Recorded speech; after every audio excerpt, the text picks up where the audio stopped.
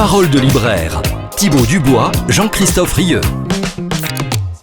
Aujourd'hui, on va vous faire découvrir le rayon des mangas chrétiens. Parce que oui, Thibaut, il y a des mangas chrétiens. Exactement. En fait, les chrétiens sont comme tout le monde. On aime le cinéma, on aime la musique, voilà. Et donc, il y a toute une partie de notre lectorat qui aime le manga, comme vous retrouvez en littérature générale ou en librairie spécialisée, du manga, voilà. Donc, il y a des mangas chrétiens, il y a des chrétiens qui dessinent des mangas, il y a des éditeurs qui font des mangas. Alors, c'est très large.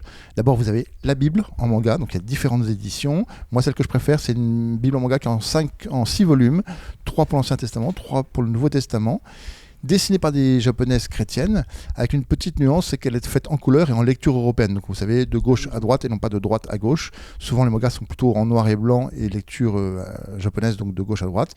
Donc, ça c'est un peu la spécificité, mais c'est bien dessiné par des chrétiennes. Voilà. Très intéressant dans ce manga-là. En bas de chaque page, vous avez le renvoi au passage biblique.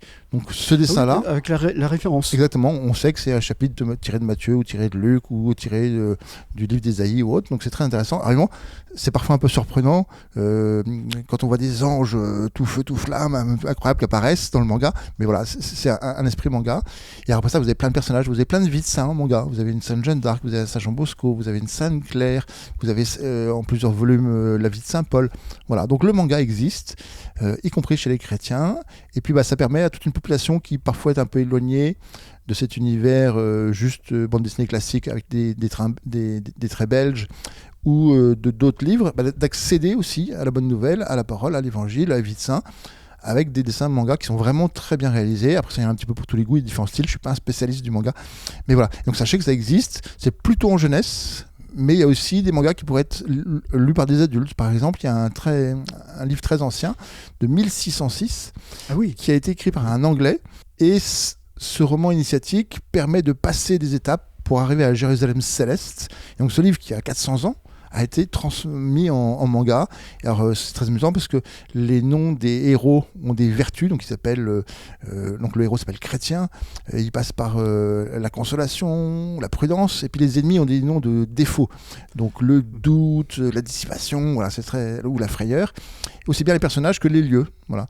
Et donc ce roman initiatique permet aux chrétiens de franchir des étapes pour arriver à Jérusalem céleste, et ça correspond très bien à l'univers manga.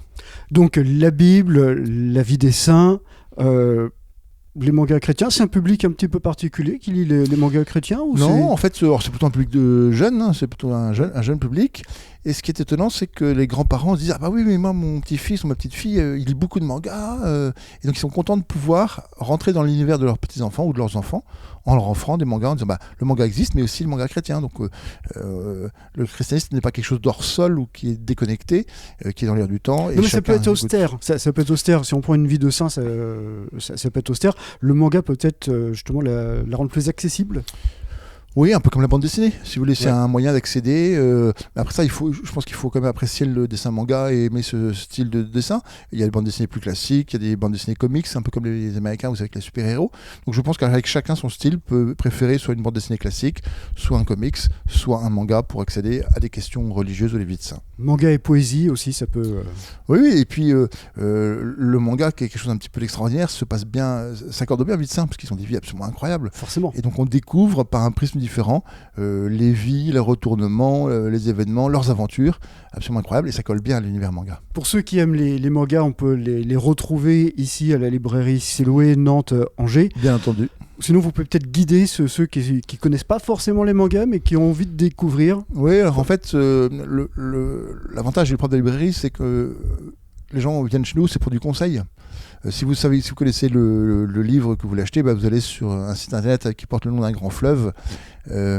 Et en librairie, vous venez parce que vous avez besoin d'un conseil en disant tiens, mon petit-fils, ma petite-fille ou mon enfant aime beaucoup le manga, est-ce que vous pourriez m'orienter ? Ah, je voudrais une vie de Saint Paul. Voilà ce qu'on a comme vie de Saint Paul. Mais si jamais votre enfant est adepte des mangas, on a aussi une vie de Saint Paul en manga. Voilà. Et donc, pour découvrir les mangas chrétiens, rendez-vous dans la librairie Siloué, ici à Nantes ou à Angers. Parole de libraire, un podcast sur toutes les plateformes et sur YouTube. Une production L'Autre Agence Nantaise.